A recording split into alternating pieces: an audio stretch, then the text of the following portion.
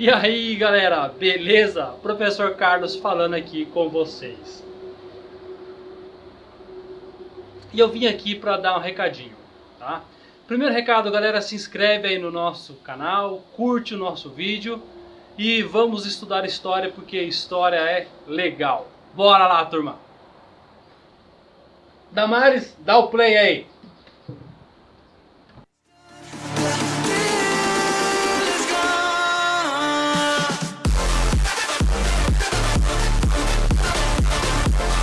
Vamos lá então falar de entreguerras? Bora! E é o seguinte, quando a gente fala de entreguerras, a gente analisa primeiro a situação dos Estados Unidos. E o primeiro motivo que nos leva a fazer isso é que, após a Primeira Guerra, os Estados Unidos vai se consolidar como uma grande potência mundial. Desde lá do século XIX, os Estados Unidos já vinha, num crescimento muito grande. Para você que ainda não entendeu nessa questão dos Estados Unidos, tem umas aulas aí no meu canal que falam especificamente sobre esse país. Tá? Mas o fato é que a Primeira Guerra Mundial alicerçou a posição dos Estados Unidos. E em grande parte é porque a Primeira Guerra foi muito boa para os Estados Unidos, cara. A Primeira Guerra foi tipo um acontecimento fantástico para os norte-americanos. E eu sei que na sua cabeça deve estar passando uma coisa assim: pô, Carlos, mas foi uma guerra, cara. Guerra, tem morte, tem destruição. É impossível uma guerra ter algo de positivo.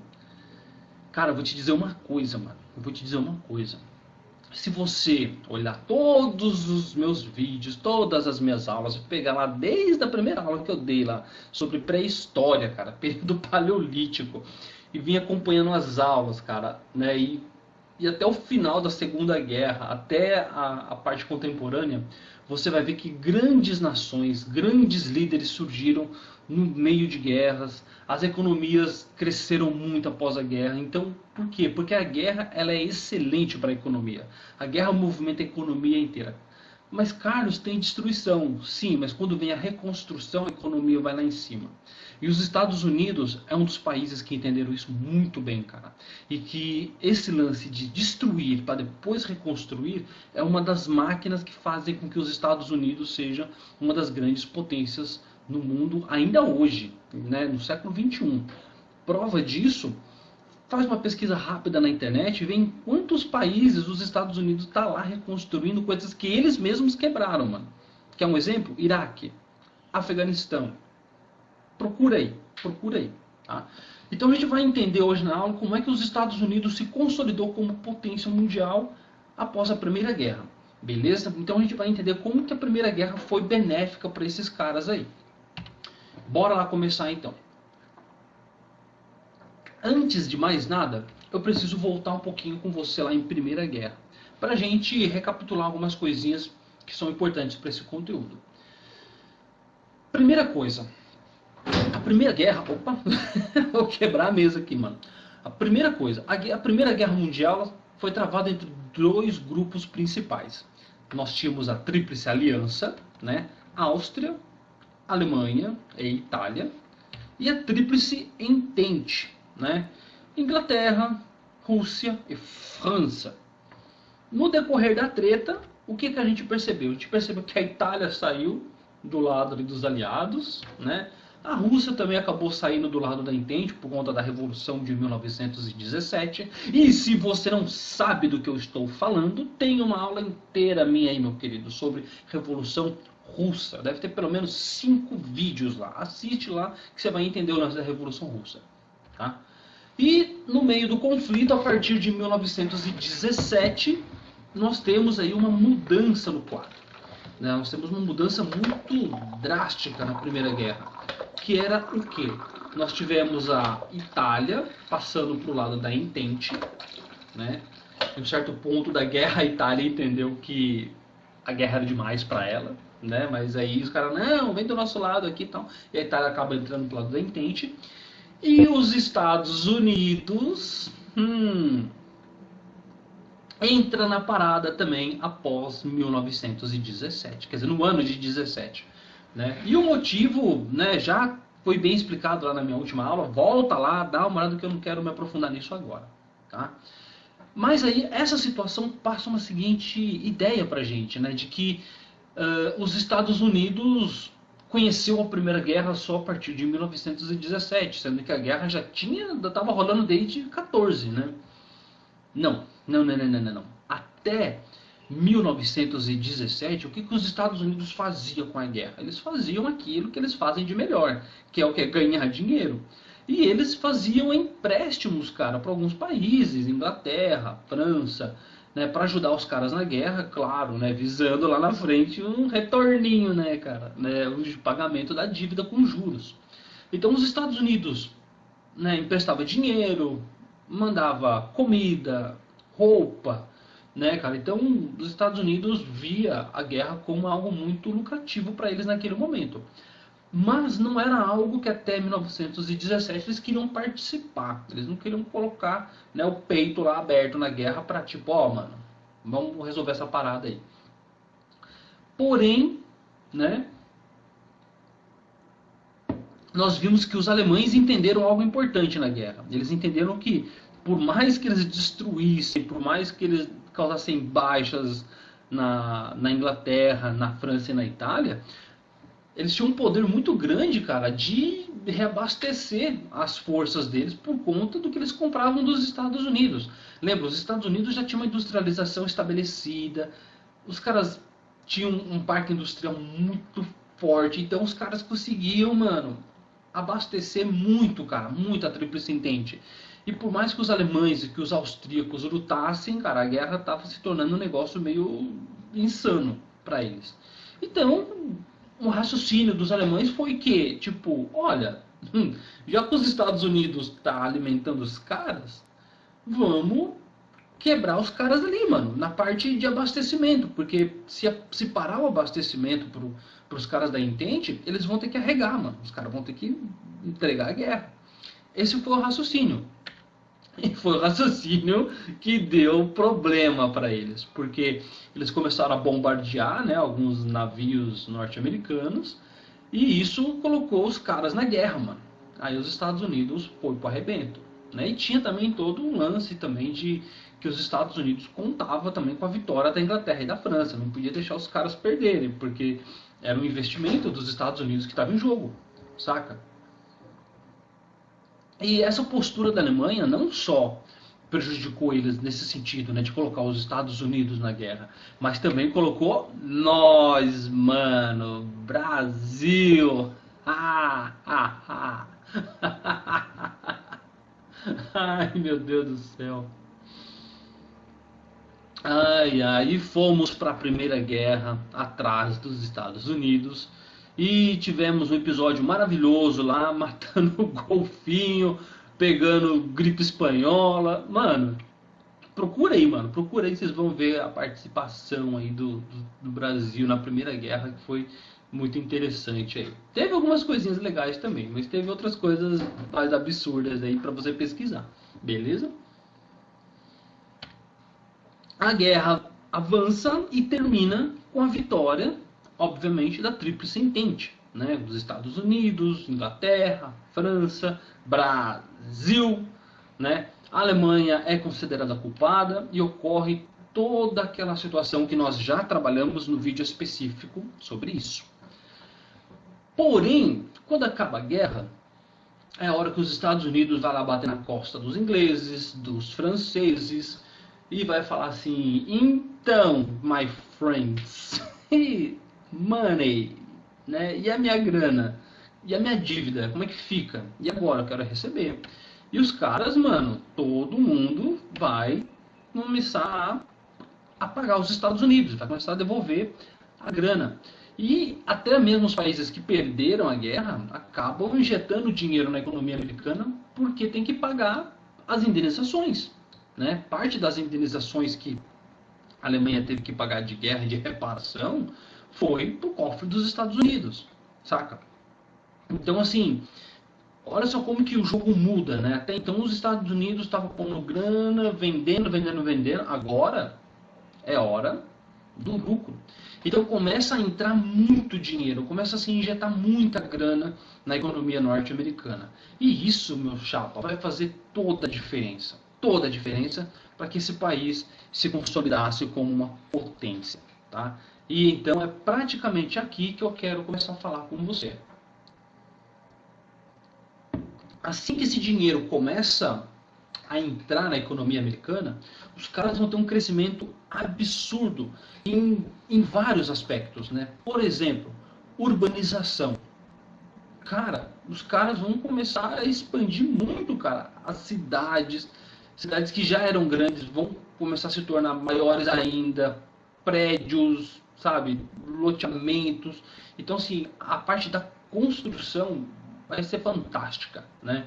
E, e isso por si só, economicamente é muito bom também, porque a indústria da construção civil movimenta muita grana, cara, movimenta muita grana, emprega muita gente, e eu tô falando disso hoje, tá, gente, hoje, 2020, imagina naquela época, cara, né, que os caras não tinham tantos recursos técnicos, não tinham uma tecnologia tão avançada, eles precisavam mais de mão de obra. Então, cara, isso já chegou nos Estados Unidos assim, pau, dando emprego pra galera e movimentando uma indústria gigantesca. Ó, só para você ter uma ideia, se você quer se aprofundar nisso e saber como que é a indústria, né, da construção civil movimenta uma economia, procure aí no meu canal uma aula que eu tenho sobre a crise de 29. Tá? É uma aula que está bem à frente dessa daqui, porque eu estou falando com vocês ainda, né, de 1919 nos Estados Unidos. Mas naquela aula eu sou bem mais específico de como que, né, a parte de construção civil ajuda na economia. Ou, de repente, você está assistindo esse vídeo aqui em 2020, você tem que saber que o governo brasileiro hoje, né, uma das medidas que o nosso governo faz para tentar manter a economia funcionando no Brasil é incentivo à construção civil. Né? Então, as taxas para investimento imobiliário estão baixas. Né? Então, quem é pedreiro, quem é empreiteiro, quem está nessa área está trabalhando bastante, porque tem bastante gente construindo. E se você constrói, você movimenta uma indústria gigantesca ali na área da construção civil, e isso mantém a engrenagem da economia funcionando. Tá? Mas, voltando aqui para o caso dos Estados Unidos. Além da parte da urbanização, a parte de automobilística também teve um surto enorme, cara, enorme. Tá? Tanto é que é nesse início de século XX, né, que você vai começar a falar aí de grandes empresas, né, cara, de carros surgindo, né, de motos, né, cara. Assim, a Primeira Guerra ela foi uma guerra muito tecnológica, muito, muito, muito. A gente já viu como que aviões, caminhões, carros, como que várias coisas foram utilizadas no esforço de guerra. Quando essa guerra acaba, essa tecnologia não vai ficar guardada lá no quartel, mano. Não vai ficar lá enfiada, não. Essa tecnologia ela começa a ser voltada para o mercado civil, para as pessoas. E as indústrias começam a se apropriar dessa tecnologia para poder ganhar dinheiro.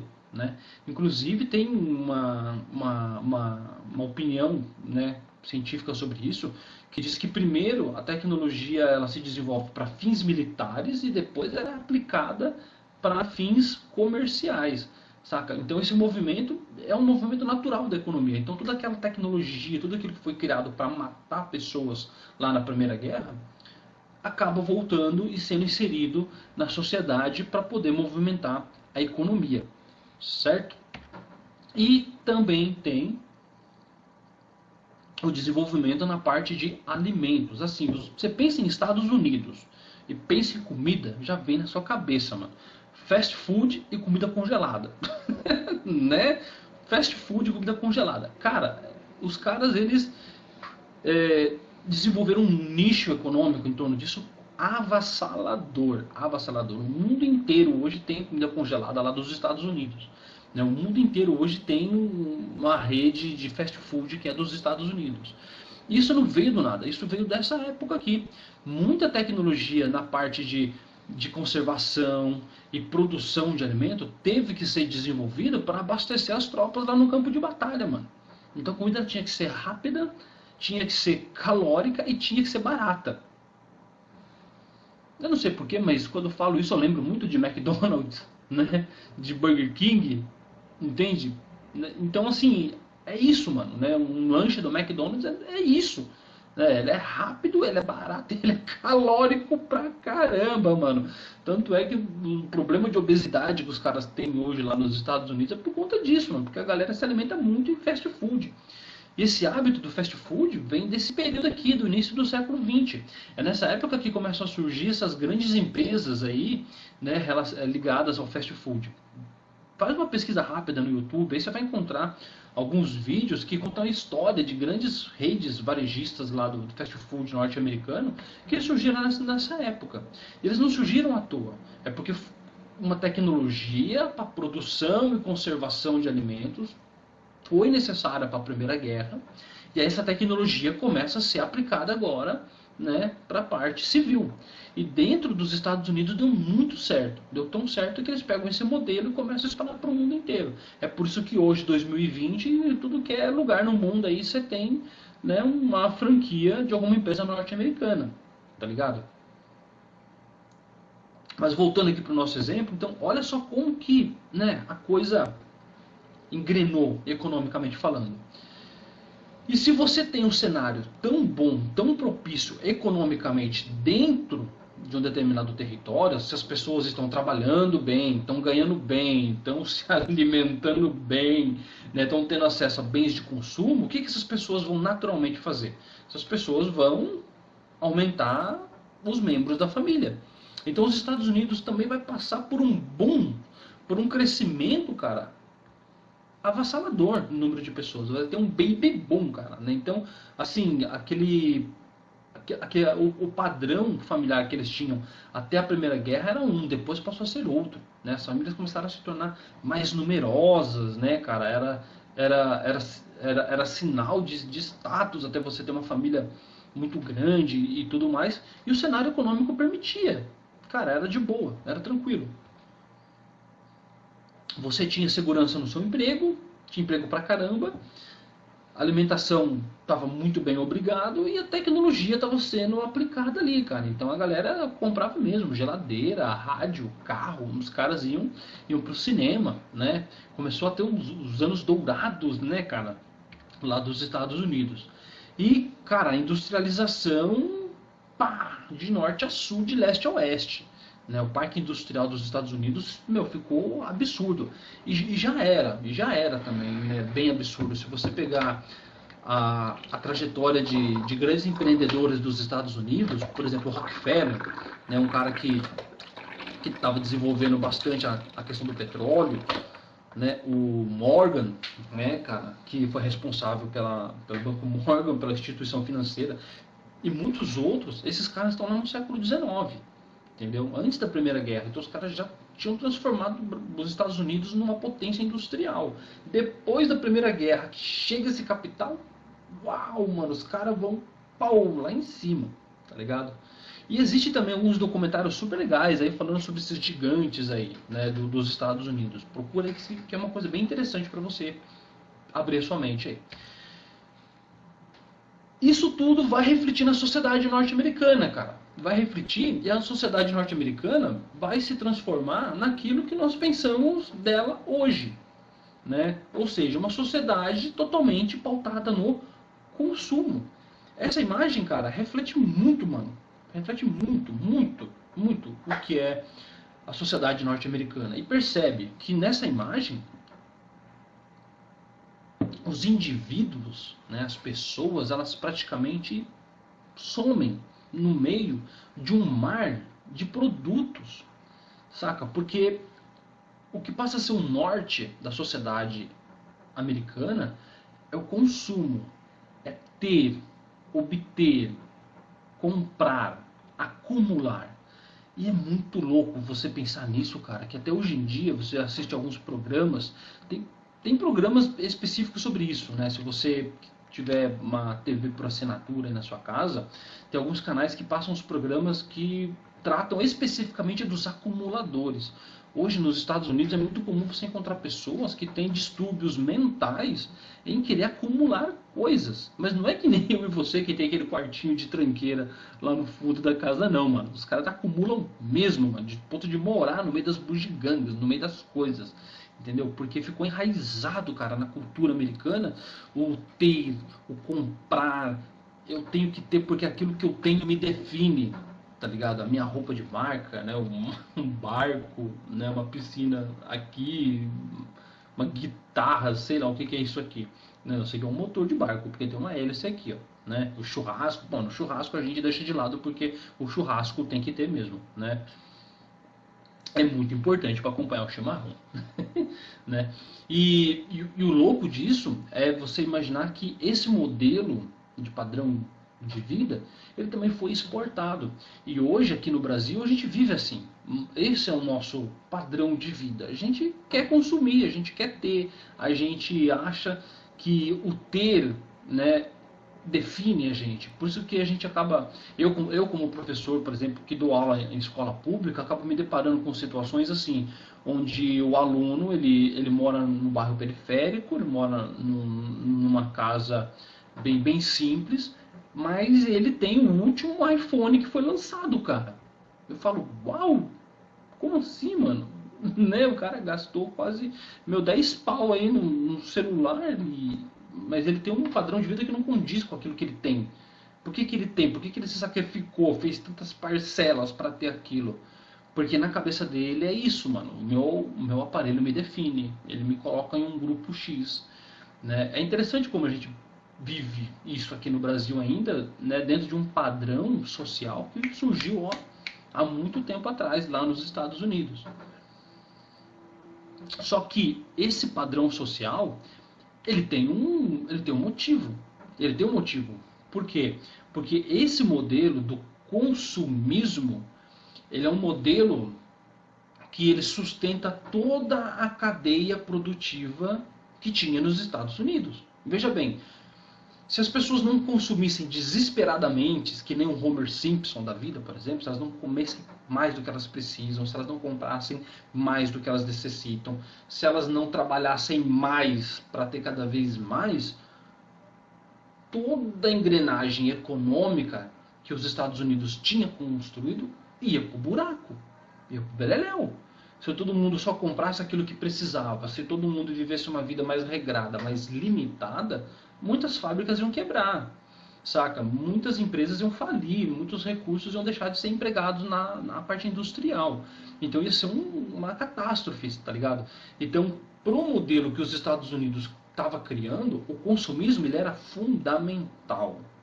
É o coração, cara, do negócio. Sem ele nada funciona, meu chapa. Você tá entendendo? Então, assim, o consumir, compra mais do que você precisa. E trabalha, mano. Você tem que trabalhar muito para você continuar consumindo mais do que você precisa. Porque quando você trabalha pra caramba em 3 empregos, você ajuda a movimentar a roda, tá ligado? Do sistema produtivo. Quando você compra mais do que você precisa, você também acaba movimentando. Até mesmo em casos extremos, cara. Mano, olha que maluco que é, cara, pensar nisso, mano. Né? Eu falei da questão do fast food e do impacto negativo que isso tem para a sociedade deles, e para a nossa também, que é a questão da obesidade. Né? Você tomar muito refrigerante, comer muito fast food, essas comidas calóricas e tal. E isso agride pra caramba, mano, o nosso corpo, né, mano? Você desenvolve obesidade, pressão alta, câncer, né, e várias outras doenças.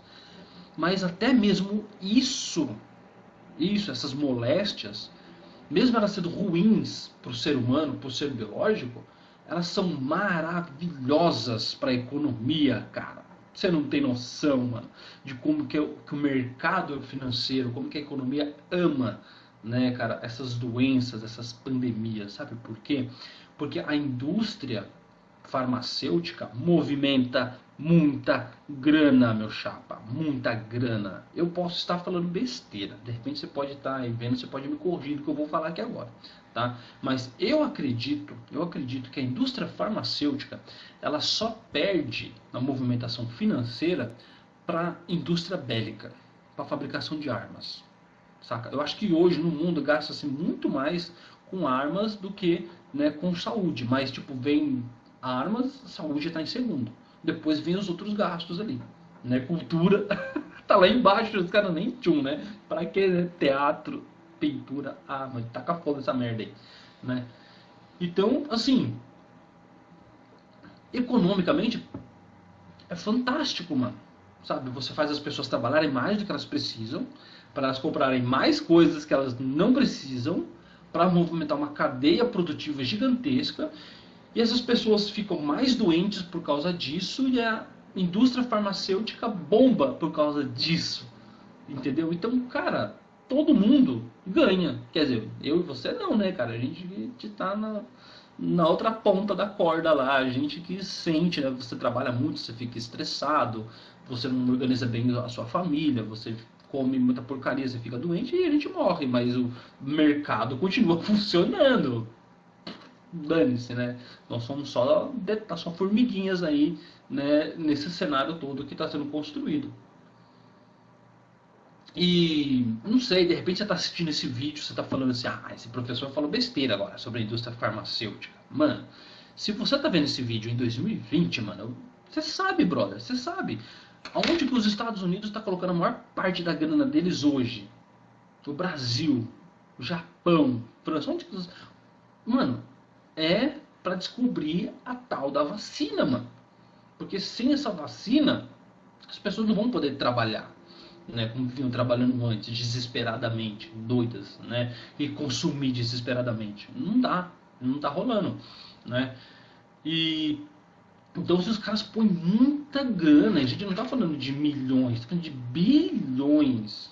Cara, no começo do ano, antes da pandemia tomar todo o contorno que ela já estava tomando, já tinha gente fazendo doação de bilhões de dólares para empresas que possivelmente iriam descobrir a vacina. Eu estou gravando esse vídeo aqui para vocês, hoje é agosto, tá, de 2020, especificamente dia 22, né? E nós temos aí algumas vacinas aí que já estão meio que encaminhadas e tal.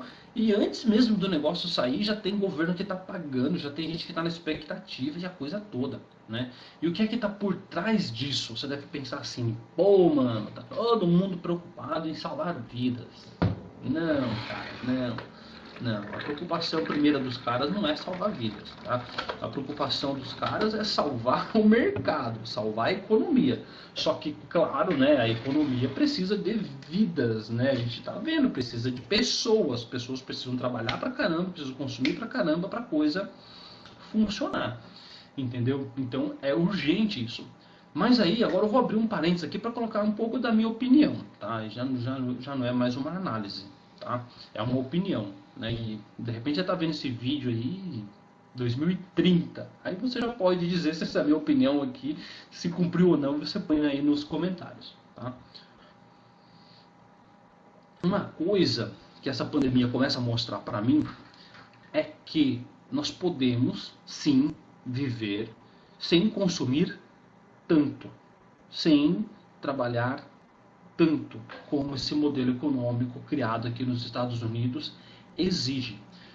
Claro, né, nós temos o cenário também que pessoas estão sendo mandadas embora, empresas estão quebrando e tudo mais, mas com o passar do tempo, essas forças produtivas que estão se despedaçando, elas vão se reconstruindo, né? E eu, como analista da sociedade, eu fico um pouco surpreso com a maneira como as coisas estão se adaptando, né? Como as coisas estão se reconstruindo, porque é fato que muita empresa quebrou, mas o mercado da parte da construção civil está crescendo pra caramba, entende?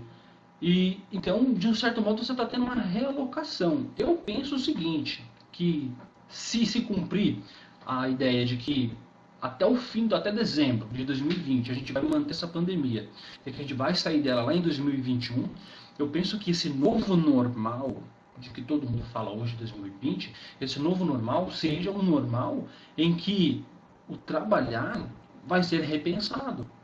Talvez a gente não volte para aquele cenário de trabalhar tanto, porque muitas pessoas talvez vão entender que não precisam consumir tanto. E talvez o nosso sistema econômico tenha que se adaptar aí.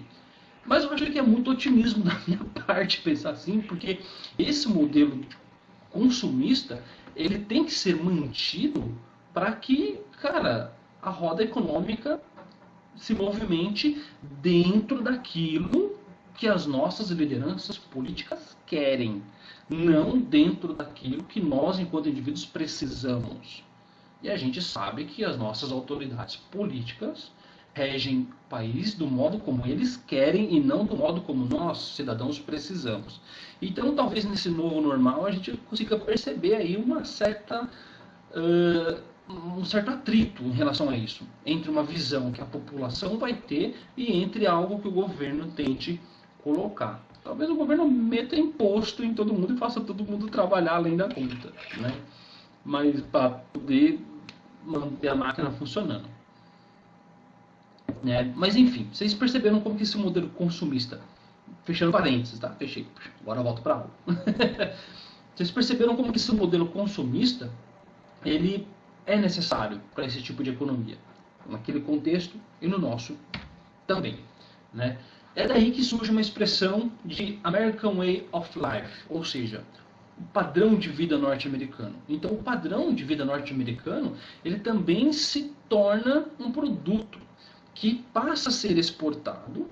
Muitos países do mundo adotam isso e hoje em dia, cara, majoritariamente assim, o Japão vive assim, né? E esse American Way of Life é isso, mano. Trabalha que nem louco, ganha que nem doido e consome muita coisa que você não precisa, tá? E manda bala. Porque o que vai te definir é aquilo que você construiu, aquilo que você tem. Beleza? Então, assim, isso era ser americano, isso era ser, perdão, norte-americano, morador dos Estados Unidos, por volta de 1920. Tá? Você vivia, você consumia e você trabalhava muito para poder manter esse consumo aí. Tá?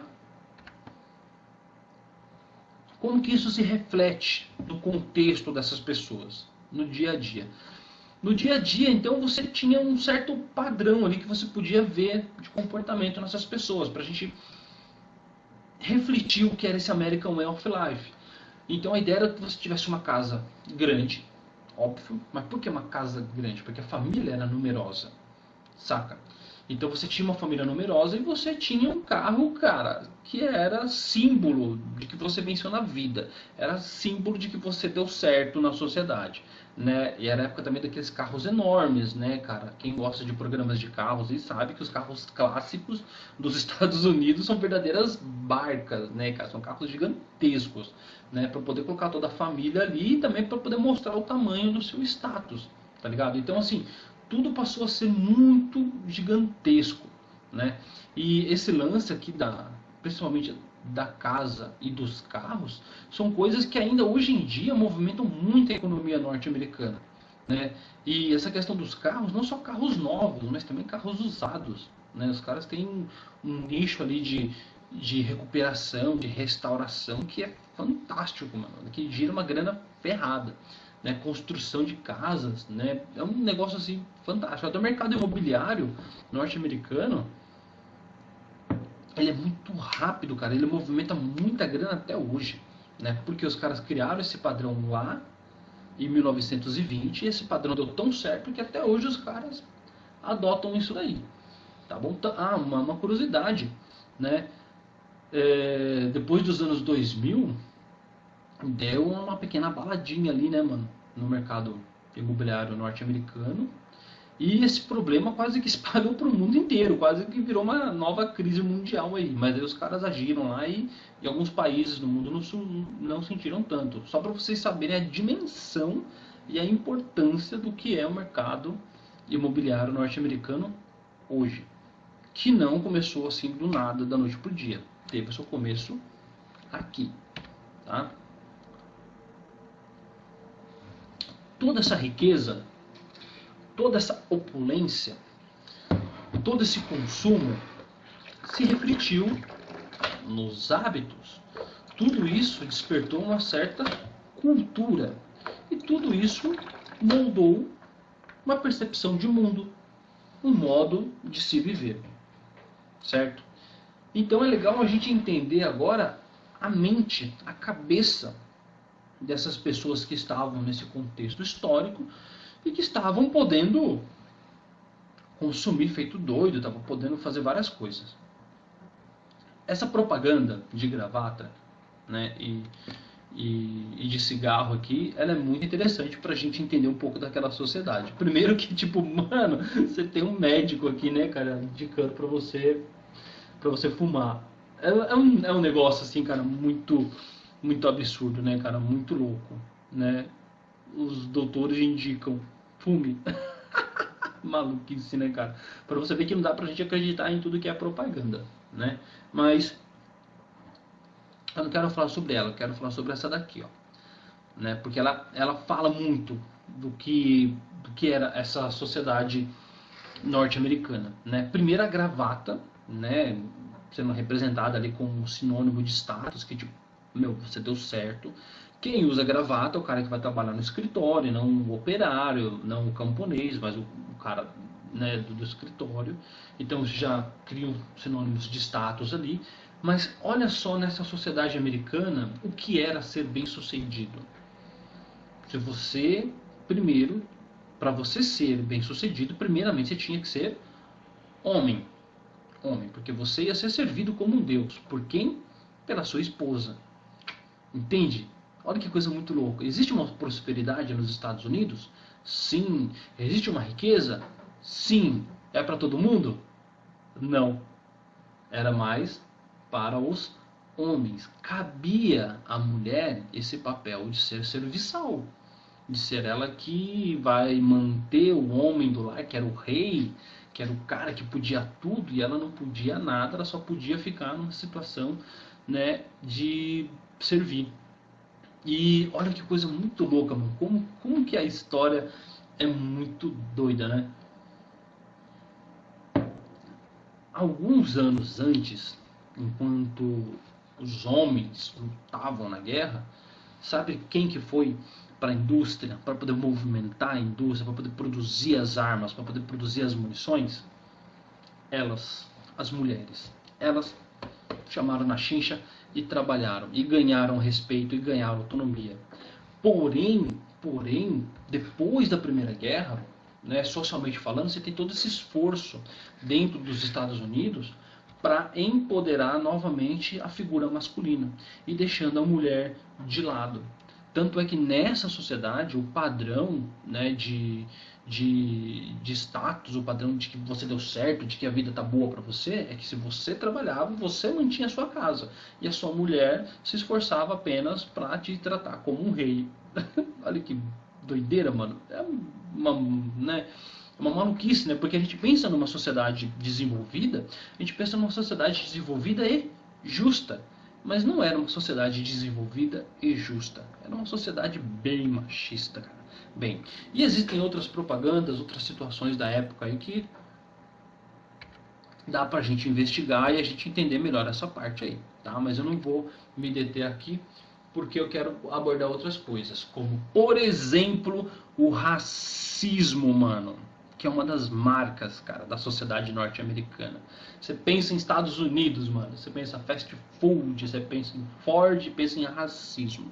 Não que o racismo não exista em outros países, não que no Brasil não exista racismo, sim, nós somos extremamente racistas também, né? Porém, eu gosto de olhar para esse momento aqui dos Estados Unidos e ver como que é contraditório, saca? Você imaginar um país tão rico, tão próspero, passando por uma situação financeira tão boa e ao mesmo tempo ter tanto lixo, cara, interno, que a gente consegue se perguntar por quê, né? Por quê? Que ao invés da riqueza promover um bem-estar social de verdade, ele promove o bem-estar apenas para um grupo de pessoas, né? Por que machismo ainda? Por que ainda racismo? Saca? Talvez a gente não consiga responder essa pergunta hoje, mas a gente consegue entender um pouquinho melhor como que a coisa acontecia lá, né? E quando eu falo de racismo nessa época, você deve estar pensando assim, deve ser igual hoje em dia, né? Piadinhas com negros, ofensas, né? Não é disso que eu tô falando não, meu chapa. Eu tô falando de racismo mesmo, na veia. Eu estou falando de um racismo que ele era institucionalizado, ele era legal, legal do ponto de vista assim jurídico, né? Era lei, cara, era lei. Havia uma separação dentro dos Estados Unidos entre negros e brancos, mano. Olha que viagem isso, mano. Saca? Havia um apartheid, né? Então, assim, quem era negro podia tais coisas e quem não era negro podia outras coisas. E em muitos lugares, negros e não negros não podiam estar no mesmo ambiente. Olha que viagem isso, velho. E tudo isso legalmente constituído.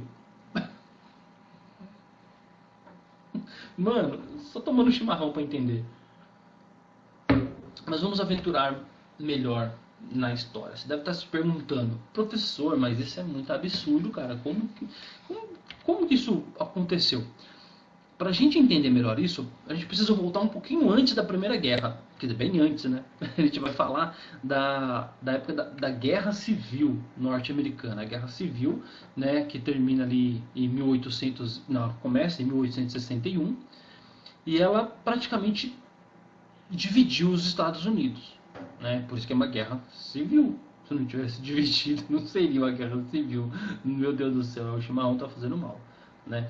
Mas basicamente a gente pode falar de muitas divisões, né, durante essa guerra civil aí. Mas uma básica delas, que tem a ver com o que a gente está falando aqui, era que no norte já havia uma mentalidade mais liberal, havia uma mentalidade mais humana, que já enxergava a escravidão como algo ruim, né? Socialmente falando e economicamente falando.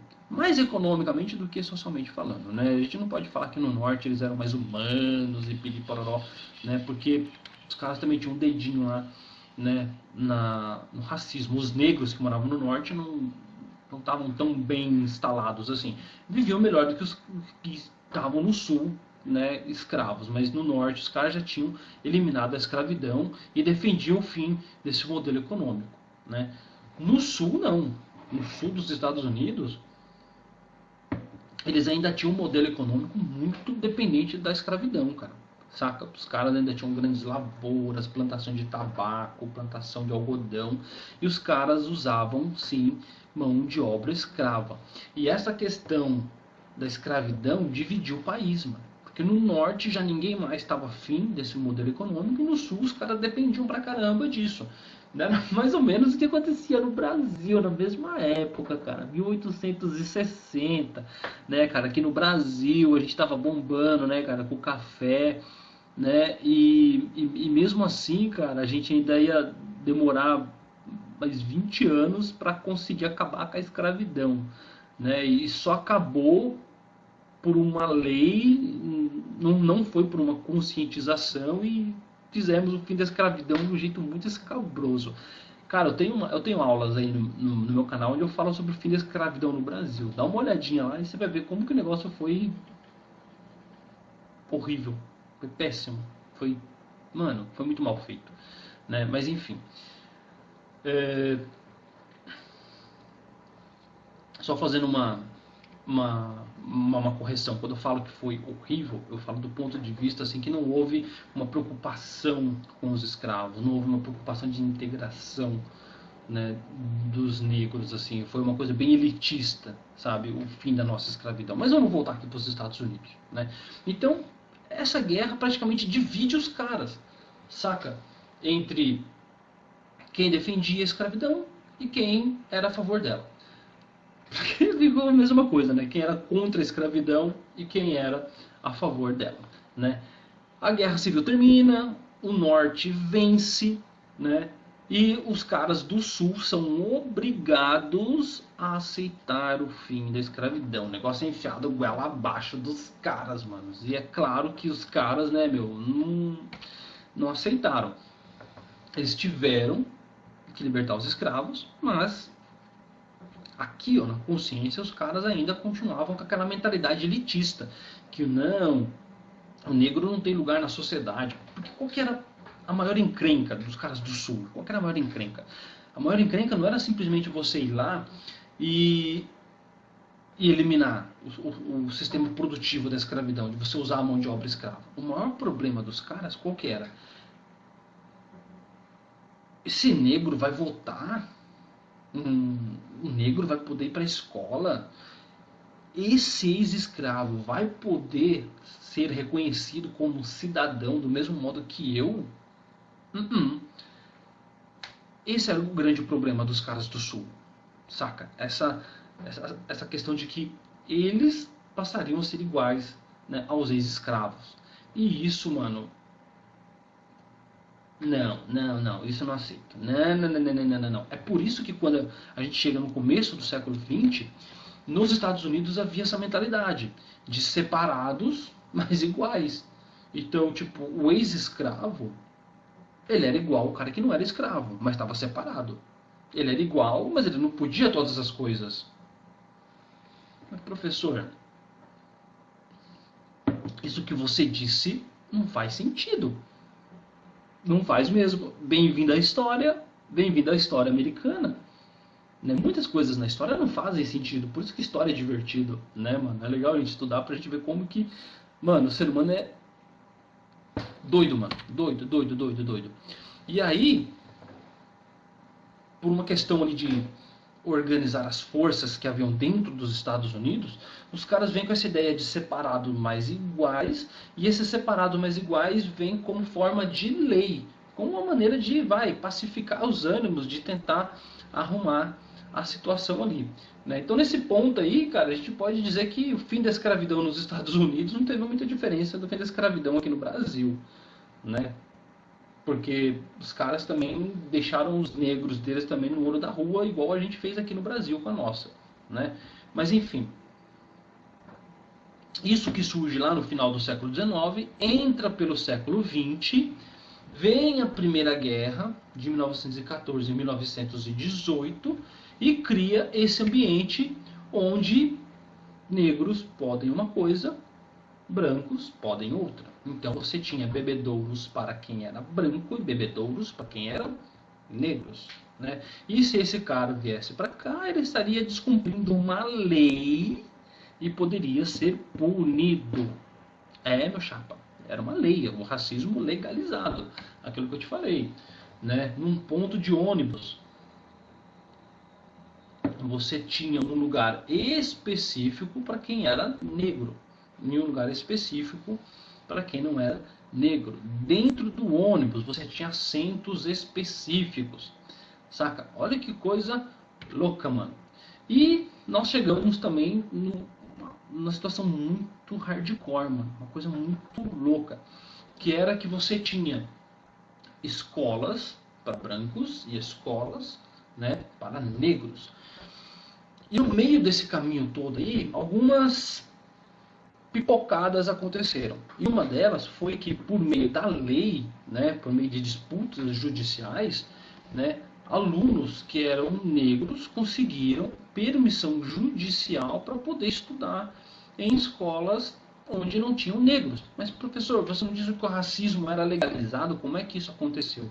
Aconteceu porque a mentalidade ela vai mudando, né, com o passar dos anos, né? Não são todas as pessoas. Você não tinha uma mudança geral nos Estados Unidos sobre a questão do racismo, como você não tem ainda hoje, como você não tem ainda hoje no Brasil.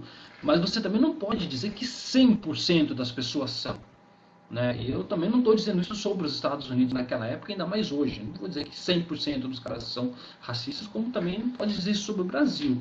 O racismo é grande aqui? Mas é 100%? Não. Né? Então, né, essa situação acabava criando algumas pipocadas, como por exemplo essa que a gente está vendo aí na imagem, né? O que você está vendo aqui é o primeiro dia de aula de uma aluna negra indo para uma escola onde só tem brancos, mano. E olha a recepção calorosa que ela estava recebendo lá na porta da escola. Olha que coisa legal. Olha como as pessoas olham, como os alunos xingam, né, olhar de desdém, né, o bullying, né, mano, já rolando aqui e ferrando com tudo.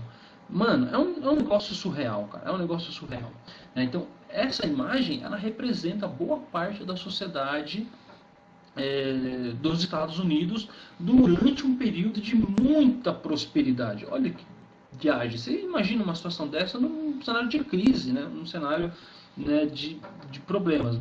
Mas não. ocorreu num momento de muita prosperidade e de muita riqueza. E o racismo, naquele contexto histórico, ele vai tomar uma força muito grande, cara. E o que mais representa esse racismo é esse movimento aqui, ó, da Ku Klux Klan, né, que existe ainda hoje nos Estados Unidos, né, cara? E a Ku Klux Klan, ela é o exemplo, cara. Ela é a ferida, né, vamos assim dizer, inflamada na sociedade norte-americana, que mostra como que eles ainda não superaram essa questão racial, mano. Olha que brisa, mano. Só para você entender quando é que surge, né, essa Ku Klux Klan. Ela surge em 1865, ou seja, logo quando termina a Guerra Civil Norte-Americana. E ela surge no Sul como uma resposta, saca? Como uma resposta à integração dos negros.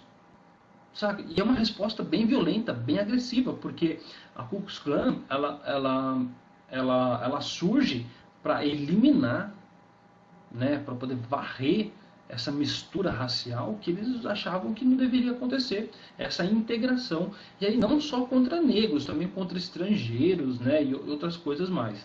Mas como a gente está falando de uma questão de racismo, eu gosto de focar mais nesse aspecto aqui, tá ligado? E é um movimento que ele não surge fraco. Não, cara, é um movimento que vai surgir muito forte, vão ter muitos adeptos, cara. É um negócio assim muito surreal, cara, tá ligado? E um dos símbolos deles, qual que vai ser? Vai ser essa bandeira aqui, ó, a bandeira confederada. Essa bandeira, ela era usada pelos estados do Sul, né, durante a Guerra Civil. E era a bandeira que representava, né, um tipo de luta, um tipo de pensamento, e a Ku Klux Klan adota essa bandeira, e essa bandeira acaba também se tornando um símbolo de perseguição racial, né, de perseguição aos negros, de morte, de purificação da raça, que nem eles gostam de falar, tá ligado? É um movimento, sim, cara, muito surreal. E é um movimento que... Mano, ai, cara, ele é tão maluco, cara, que, assim, eu pessoalmente tenho dificuldade de entender a gênese disso, cara, porque os caras, eles perseguem, eles apoiam o extermínio, né, morte, a separação, a não integração, né, com outros grupos, mas os caras se julgam cristãos. Eles fazem isso dentro de uma visão religiosa pautada no cristianismo. Eu não sei como que os caras conseguem integrar essas duas coisas, meu irmão. Não sei, na moral, mano. Como que o ódio, como que a morte ao próximo consegue ser integrada dentro de uma visão cristã. Mas é história, né? Eles são humanos, são seres humanos fazendo história, que dá mais bagaceira ainda. Mas aconteceu, acontece. Né? Então os caras vêm desde o final, né, da Guerra Civil, né, impondo essa forma de luta, essa segregação racial, e isso ganhou muita força durante esse período do pós-guerra. Né? E aqui é legal a gente fazer um parêntese, tá? O movimento da Ku Klux Klan, ele não é um movimento único que vem desde 1865 e chega até 2020.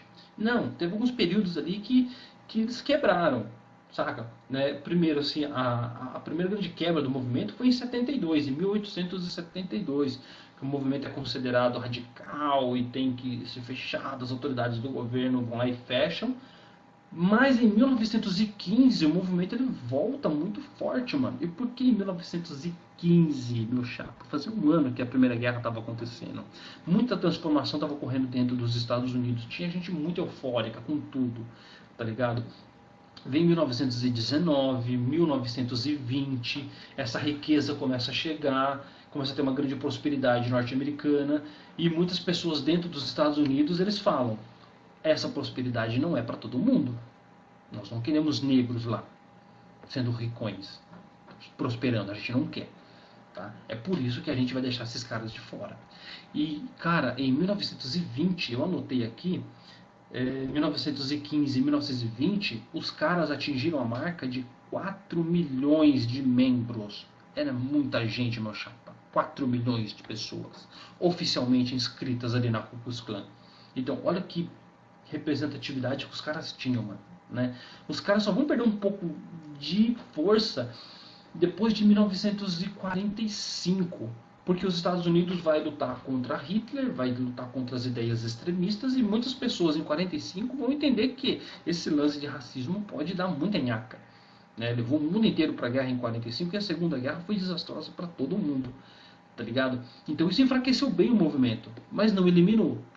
Tá? Hoje, em 2020, você ainda tem a Ku Klux Klan aí agindo nos Estados Unidos, fazendo manifestações, até no Brasil, mano. Tem uma galera aí que, tipo, nossa, se veste, né, de Ku Klux Klan e vai lá na frente lá do Palácio do Planalto com tocha fazer... Ai, mano. É muita coisa pra minha cabeça, mano, né? A gente tem que explicar esse monte de coisa aí, tá? Então... essa imagem, ela representa bem o que era a sociedade norte-americana durante o período da riqueza, né? Você tinha, né, uma elite branca, né, próspera, curtindo todos os prazeres do consumismo, e você tinha todo um grupo social excluído, né, que tinham que ficar em lugares específicos, tinham que morar em bairros específicos, estudar em escolas específicas, beber água em bebedouros específicos, saca? Era uma sociedade muito rica, muito próspera, mas não era uma sociedade tão humana como a gente grosseiramente pensa, né? E a última coisa que eu quero pontuar com vocês dessa sociedade do pós-guerra é uns Estados Unidos, vamos assim dizer, radical.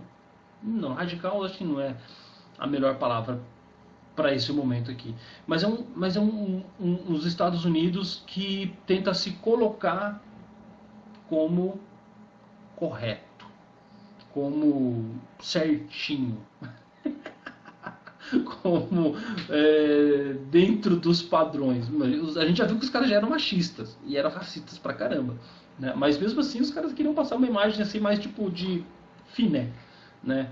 E o que rola nesse período de 20 e 33? É um negócio muito louco, porque nos Estados Unidos começou a surgir um pensamento que é assim, as grandes mazelas, os grandes problemas que nós temos na nossa sociedade, eles são causados pelo consumo da bebida. A bebida está destruindo a nossa sociedade. A bebida está acabando com o povo norte-americano. Então, se a gente quer resgatar o povo norte-americano, se a gente quer melhorar a nossa sociedade, a gente tem que começar por aí e pedindo que as pessoas bebam. Porque se elas não beberem, elas vão conviver melhor e a nossa sociedade vai melhorar. Eu fico pensando, cara, se o cara que pensou isso, ele achou que a ausência da bebida ia acabar com o racismo. Ou se ele era racista. Não sei, né? Ou se esse tipo de opinião surgiu da cabeça de um cara que tratava a mulher dele que nem lixo, obrigando ela a servir café para ele na cama de joelhos. Não sei quem foi o cara que pensou isso, mas essa ideia surgiu. E essa ideia foi muito forte nos Estados Unidos. Tanto é que eles vão criar isso aqui que ficou conhecido como lei seca. E o que a lei seca dizia? A lei seca dizia praticamente que a bebida alcoólica ela tinha que ser banida. Ela tinha que ser banida dos Estados Unidos. Então estava proibido por lei fabricar, consumir, transportar, vender qualquer atividade ligada ao consumo, produção, transporte de bebida alcoólica estava proibido. E o que estava dando base para isso era a ideia de que eles estavam criando uma sociedade melhor, de que a sociedade norte-americana ia prosperar, ia se desenvolver, né? E aqui é legal a gente fazer um parênteses, tá? Se a bebida é um problema ou não, quais os problemas que ela causa, a gente pode debater isso em vários campos, inclusive no Brasil nós temos um problema muito grande com isso ainda hoje, né? Com o consumo excessivo de álcool, álcool em direção e tudo mais, né? Mas nesse contexto aqui dos Estados Unidos, eu como historiador acho muito irônico, cara, uma sociedade que separa negros de brancos, que trata uma mulher que nem lixo, os caras se preocuparem em melhorar a sociedade deles simplesmente cortando, cara, né, o consumo de bebida. Né? Nesse mesmo contexto, você tem uma aluna negra indo para a escola, sendo hostilizada, sendo humilhada, sendo ameaçada, e os caras acham que o único problema deles é o consumo de bebida. Claro, poderia ser, poderia, mas peraí, né? Vamos pensar de maneira, né, mais geral e vamos ver quais são os problemas mesmo que a sociedade tinha. Né? E ao tentar resolver um problema, os caras acabaram causando um problema maior. Porque se algo é proibido, se algo é ilegal, isso cria um caminho para que a máfia se desenvolva, para que a máfia cresça, para que um grupo ilegal comece a agir naquilo ali.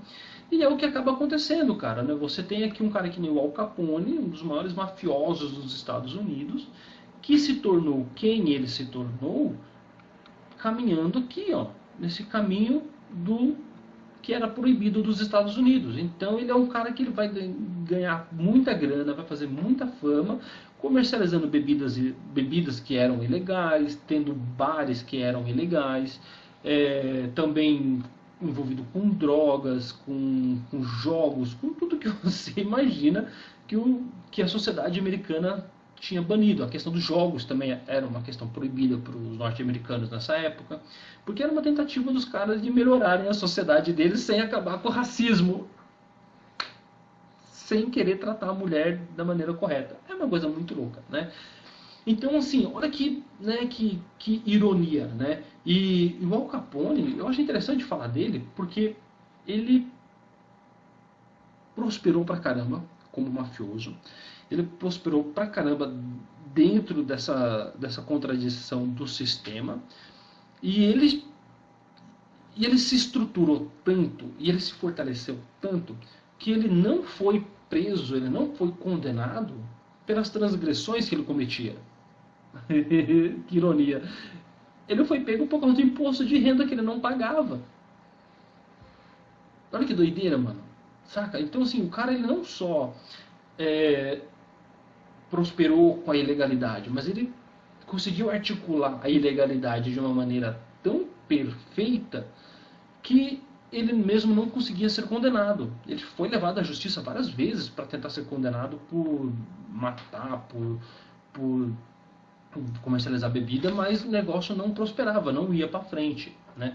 E aí é claro que a gente fala de corrupção, né, mano? Tinha uma galera lá no governo, tinha a galera lá nos fóruns lá que corria junto com o cara.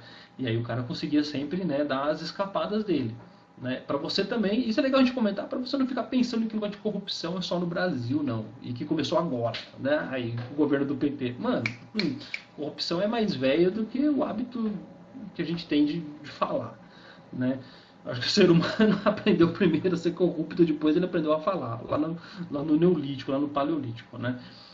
Enfim, então assim, essa é outra característica dessa sociedade do pós-guerra, né? Uma sociedade muito rica, muito próspera, machista, racista e que tentou se mostrar como uma sociedade melhor, né? Tipo, não, sem bebida, mas que deu margem para que um grande grupo mafioso crescesse aí, certo?